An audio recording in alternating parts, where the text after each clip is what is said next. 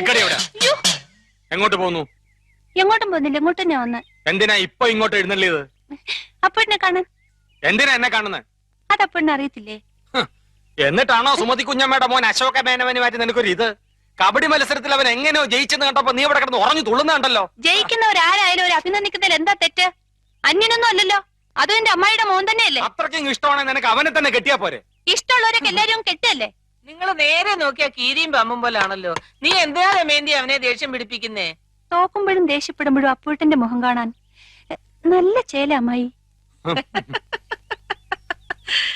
അശോകന്റെ തോറ്റ മോത്തിന്റെ ശൈലി നീ കണ്ടിട്ടുണ്ടോ? അതിന് അപ്പൂട്ടന്റെ ഒരു അവസരം തരുന്നില്ലല്ലോ. എന്നാ കാവിലെ പാട്ട് മത്സരത്തിന് നീ വാ, അവന്റെ തോറ്റ മോന്തയുടെ ക്ലോസപ്പ് കാണാം.